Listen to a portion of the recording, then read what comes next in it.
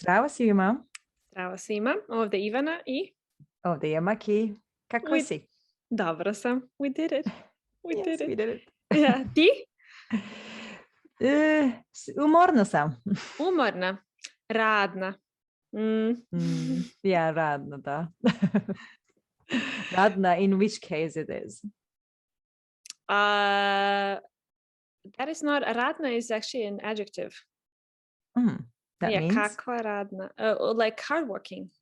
Hardworking. Ah, okay. All right. Radna, Maki. So I wanted to say you're tired because you're hardworking. Oh, that's kind of true. But we are brave enough to dive into cases today with you. I wanted to say you're going to work some more. Sorry, yes. You're tired, we're going to work some more. But I'm prepared a little bit. So cases, padeži. Oh, by the way, did you know that there's a town called Padej here in the South Serbia? No. Is it near Kruševac? Yes, near Kruševac, yeah. I don't know how close, but I just saw it on map. Padej. They have a town called Case. We have to hear how many cases they use. Maybe they just use one. Because it's Padej, it's singular, right? Padeži is plural. So maybe it's over here we use one case. Yeah, makes sense. I need to visit and ask them. Everyone needs to visit it. Okay, yeah, cases, and I think it's maybe the most I don't want to say hated aspect of challenging, grammar, but challenging. I think it's you just need time. You just need time and practice, and because there's so many rules. Yeah. I don't blame cases, it's themselves. I blame the gender more because cases are understandable. They exist in almost every language. But when you add the gender case together, that makes it challenging for me. Yeah, 3 genders and then 7 plurals. Cases. And then plurals. Because if you think about it, for example, in Germany or in German, you have 3 genders. But in plural, you only use 1 gender. So there's a massive deduction of what I need to learn. Perfect deduction. I love it. Yeah, so that's true. Quite challenging. So that's why I'm saying it's going to take a while. But honestly, I feel like even with English, I've been learning it for such a long time and I still make mistakes, still forget and relearn. So it's okay. It's Be okay. compassionate. We start from somewhere. That's it. Yeah. So I haven't really I learned about cases in my school, and it was literally what we would learn would just be the question words, right? So it would be who, what, and so on. And because it was so intuitive for us, we didn't need to understand exactly when you use it, all the uses, all the meanings. So yeah. That's funny though, as a foreigner, those questions do not make the same sense to you. So they are not helpful actually. I just wrote them there because I know you guys learn. Because whenever I ask which Pradesh is it, they're going over the questions. And to me, those questions are even also they make no sense because for you, how can they make any sense? Because if you ask the question, you don't have the grammar necessary to answer it. So how does it make sense for you? So they were tailored for us. And also, I never learned the endings of cases, right? So because I knew what the endings were. Yeah. You were not asked multiple choice questions on which ending will come there. No, the only thing is that we would learn some uses nominative is usually the subject of a sentence and stuff like that, but really wasn't in a lot of depth. And so these are kind of 2 things: uses and question words. But everything else, I'm actually curious to see what you're going to say about cases. So when I was trying to get some information online about them, I realized, they are when you call them 7 cases, they are very scary, right? But I learned that actually those dative and locative ones are not that different. And the vocative one is only used when you call out someone. So that's why I just took them out. I mean, not took them out, but I lowered the number for myself. I think I put the vocative back in, but just to mention it, but not to like one sentence about it. Sorry, I was like, why isn't vocative there? But Yeah. it was quite funny. You asked me one question, like you wrote it in the notes, which was, does it matter what the order is of the cases? And actually, it really does matter, because this is the only order, like we learn it by heart, you know. And so it's always nominative, Yes. genitive, dative, accusative, vocative, instrumental, locative. So these. Why is the order important? I don't really know, but it's, I think, just you just pick like what the rule is going to be in grammar. Obviously, it doesn't really matter for you when you use it, but for example, in German, they have an obsolete order and a new or a way of like teaching them, or like ordering them. So you just pick what the standard is going to be. But as far as I know, in Serbian, this is the only one that I've heard, the only order. I see. So nominative as the first one makes sense. You first need to learn the nouns, right? Yeah. So you need to learn the basic form. So, and when you think of English, accusative should come the second, because it's the object, like direct object.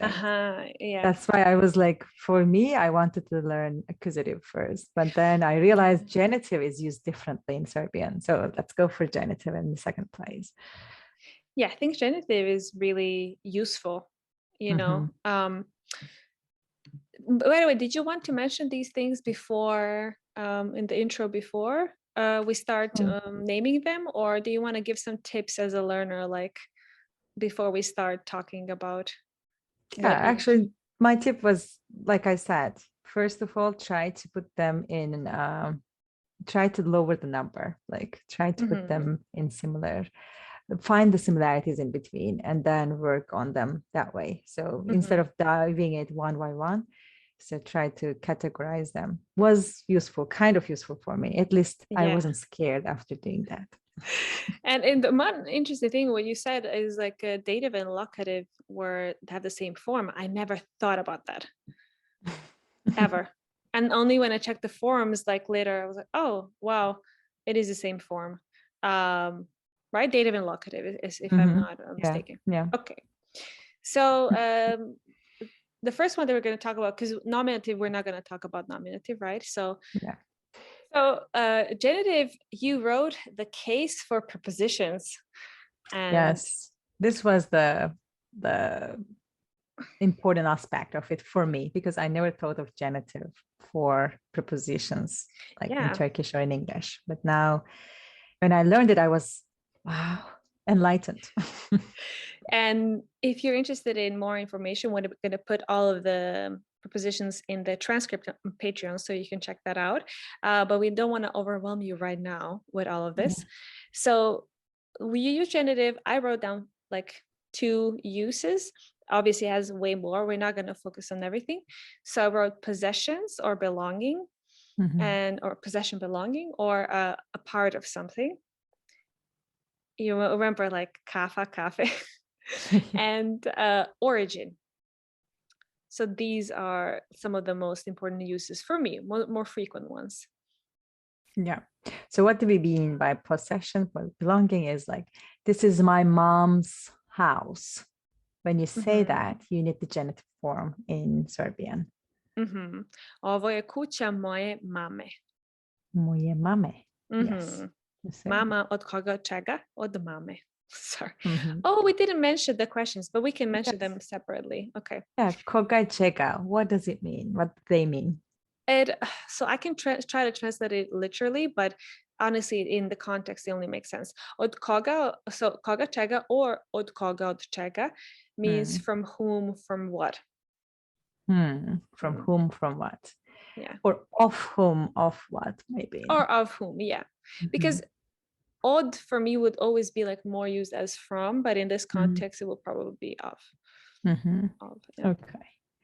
But the tricky thing is those prepositions sometimes can appear in locative as well, right? Yeah, that's the thing. I think then the verb has the role. Yeah. To this. Okay, but let's say, No, I want to say because it's possession and belonging. You wrote down the verb imati, right? To have. It actually makes sense, doesn't it? Then can you give us one example with Imati and genitive? By the way, we can cut this out, but you don't have to. Imati. Imam. Aha. We can use coffee as an example. I have coffee. Yes, in this case, yeah, it would be, yeah, I have coffee.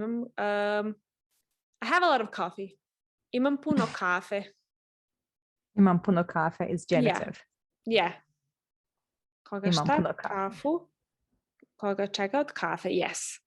So, and I think this is the part where it will be, it's like a part of something, or like, you remember when I talked to you about coffee, like just a bit, a lot, if you don't want to specify like one or two or anything like that, or like some, give me some coffee, then it would be genitive. That's the part of something, bigger or smaller part.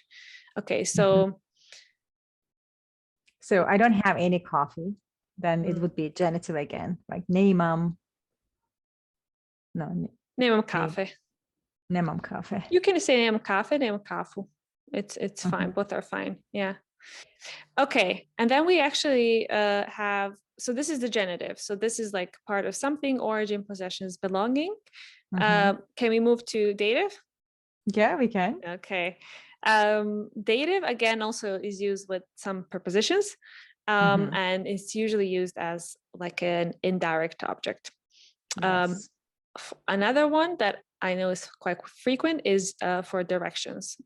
So if whenever you think I'm going towards something or someone, it is dative. So that action that you are moving. And so if you want to say I'm going in your direction, or actually it would be I'm going to you, that's how it would be translated. Idem ka tebi. Ka tebi. Tebi is the dative form there. Yeah. Okay. The question word is kome čemu. Kome čemu. So to where, to whom. Exactly. Okay. And then the indirect object, which is a typical example, is but I have a question. Which one is the indirect? Her or gift? Like I gave her a gift. Her is the indirect one. And the gift is a direct object. So her, or in this case, it is actually, again, to her, because that's how we say it in, or you can say I gave a gift to her. Dala sam joj poklon. Dala sam joj poklon. So that joj is it's actually a funny word. Yeah, joj, like. Because you can use it like, oh, joj, you know, like, oh man, like, joj, joj. So, for example, you said direction. So, what is nasuprot? Where's nasuprot? Where did you see it? You wrote that preposition. Before we continue with the show, here's a quick reminder. This podcast is free for everyone and supported by listeners like you. We hope that this podcast is useful and convenient to you. This is a labor of love for both of us. To help us continue creating useful content for everyone, we will appreciate your help. If you have the means, you can support us in different ways. You may just go to buymeacoffee.com/mozdekafapodcast and send us some cups of coffee. You may also become a member of our show on patreon.com/mozdekafapodcast and get extra benefits like bonus content, full transcripts of the show in Serbian, or even join us on the show. We rely on your support to help everyone more in learning Serbian language and culture. Thanks for joining us today, and now let's get back to our episode. Nasuprot, oh my God, in this case, it would be like the opposite, if I remember. Yeah. Okay. But like I think, but here it would be like, you can also use, instead of ka, you can use prema. Prema? Prema tebi. So it's like towards. Yeah. These are more frequent than, you're not going to hear nasuprot quite often actually, but it is still used. I see. Okay, good. And my favorite, I love this case more than the others. Because it makes more sense. Yeah. So accusative. Which is for the direct object. right? Yes. Yes. That is important because when you start learning like what a sentence is, you start learning like, okay, verb, subject, and then object. Yes. Like that's what you learn. So The okay, questions are Koga šta. Koga šta. Mm-hmm. We didn't mention for nominative, it's ko šta, and for accusative, it's koga šta. So it doesn't change šta, what, it doesn't change the form in accusative. But so I said object to the sentence with transitive verbs, but I also wanted to add for wishes, because I think this is such a, never even thought about it. This is such a beginner's like lesson, you know, like it's like one of the first things you learn how to say, and that's why you use accusative. And then also I wanted to mention the adverb of time, because again, that's used a lot. Yeah, quite a lot. So a very simple thing, I wrote a novel, right, is the direct object, and you would say napisala sam roman. For women, napisao sam roman for men. Exactly. So roman, if you say it in nominative, it is roman, and if you say in accusative, koga šta, roman. Roman again. So that's šta as an example. Roman also didn't change as the question did not. Because okay, but with people that can change, right? Yeah, Ivana. I texted you, for example. How do you know how would you say Ivana in accusative? I need to see the table here, but I don't have it. So actually, that was one of the first. Ivanu? Yeah, exactly. Good. That's one of Ivana? No, texting is not writing, right? I saw maybe that. Videla sam. Ivanu. Exactly. Good. This is one of the first rules my boyfriend learned. And he's not even like learning Serbian, but because it was kind of like as you said, like object is just like one of the first things that you learn. Yeah, definitely. Okay. And then wishes. And the reason why I use that is because I did not added this because I was not aware of that at all. Because if you say dobar dan, that's actually accusative. Because you're saying I'm wishing you a good day. Yeah, in short, good day. Dobar dan. So for example, I wrote down something like I wish all the best to you, like for a birthday or anything or whatever it is. Želim ti sve najbolje. Želim ti sve najbolje. So sve najbolje is in accusative. Yeah, exactly. Najbolje is the best, and then sve is all. What is the nominative version of najbolje? Najbolji? That's actually a good question. But it's adjective. It's the same. So. Najbolje. Najbolje od koga to? Najbolje. Because of sve, it is najbolje, maybe. But I think because this is again the what šta, right? Which doesn't really change, so it should be najbolje. Sve najbolje. Yeah, sve najbolje. Želim ti, or like želim ti laku noć, divan dan, and stuff like that. So like all of these things that you hear, they're just accusative. Accusative, yeah. That's good. And this one, the adverb of time, like on Monday, on Saturday. So whenever you talk about what you have done or what you're planning to do on some days, you say u subotu. Yeah, this is like a very specific also to the days of the week. So vidimo se u subotu, and the nominative version is subota. Yeah. So actually, it's quite funny because here, if you think about what, it does change, right? It's kind of like treating it as who, in a way. Yes.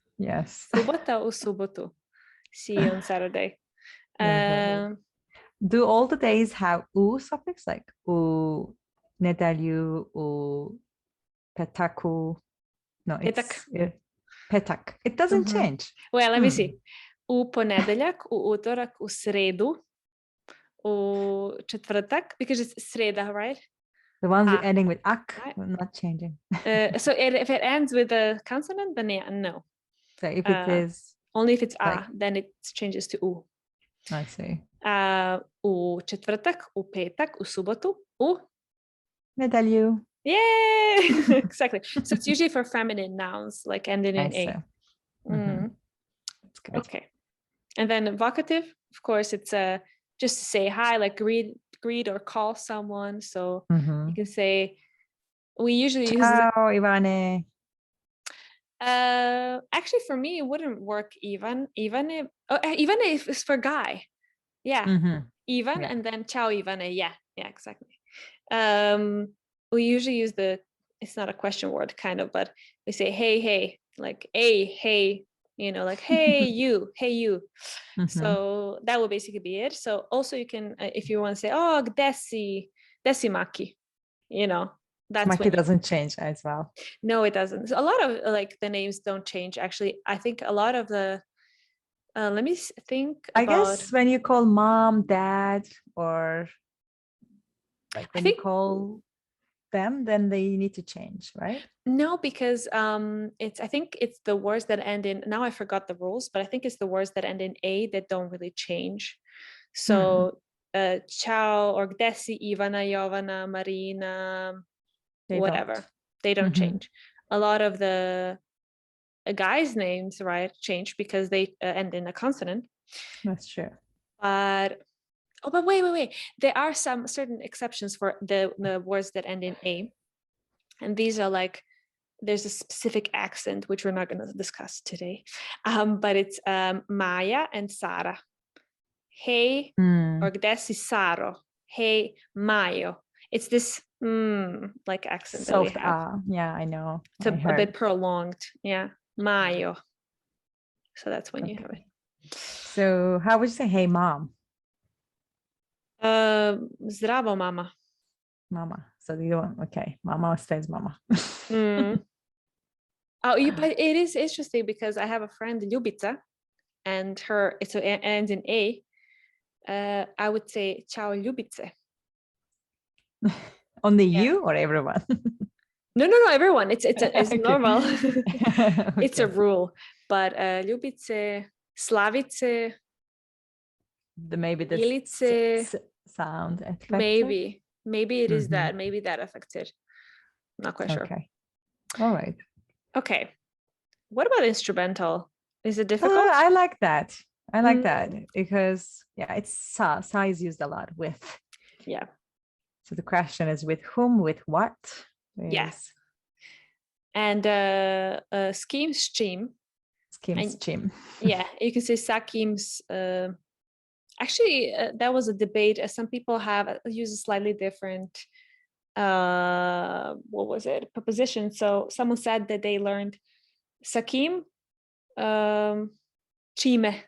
That's what they asked. They would ask. I learned it as a scheme stream.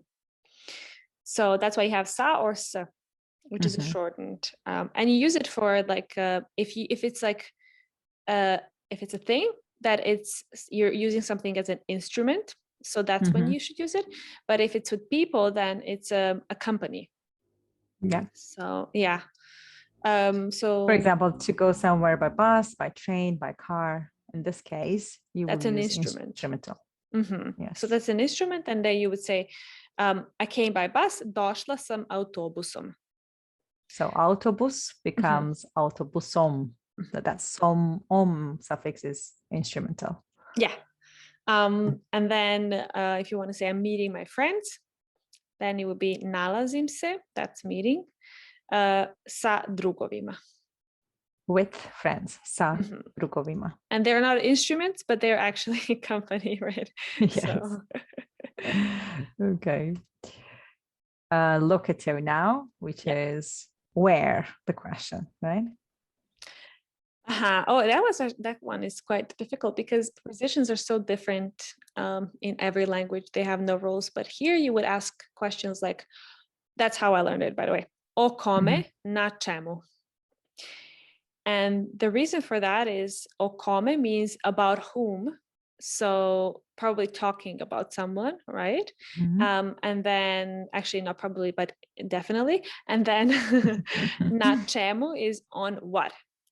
So it is used for location, but you can't really use it all the time for a location, but with certain prepositions. Yeah, and in this case, not works as a preposition. So you have na, o, and so on. And u. And u, and there's other Yes. ones. Yeah. So obviously use it for location. I use it as an object with verbs like to talk or to think about someone. Talk about something. Yeah. Yeah. So let's give the example of glass. Glass is on the table. Yeah. Čaša je na stolu. Čaša je na stolu. So stol became stolu. Sto becomes stolu. Yes. Yes. So yeah.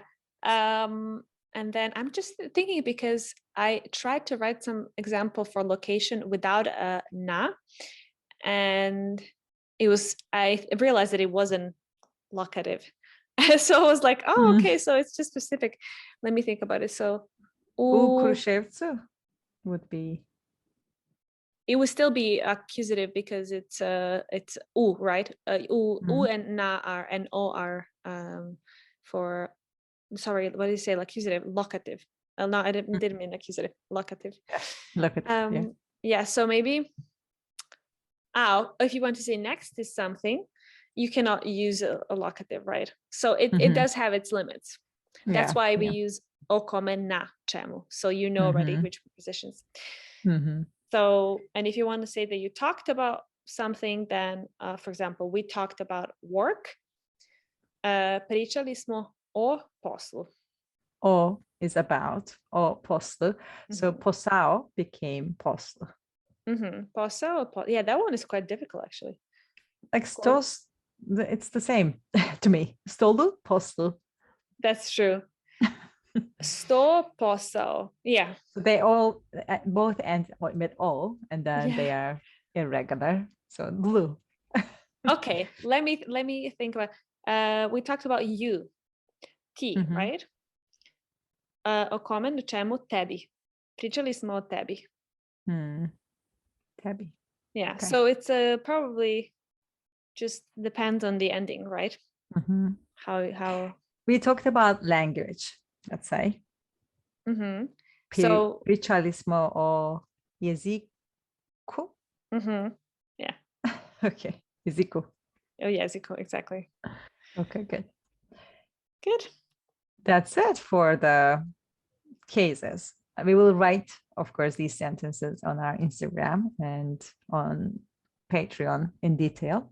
I feel like these are the most basic, essential uses that you should know, and like information, and then you can, go from here and then learn more. Definitely. And you can ask me, I can send you my table, everyone. Maki is prepared. Which is helpful sometimes. Yeah. Okay. Did you want to talk about the illustration? Yeah, just to hear everything. So I wanted to say a friend, priatel. So priatel in all cases. Let's just hear them, how they sound in different. So the order is genitive, dative, accusative, vocative, and stuff. So first, ko šta prijatelj? Prijatelj is masculine, type prijatelj.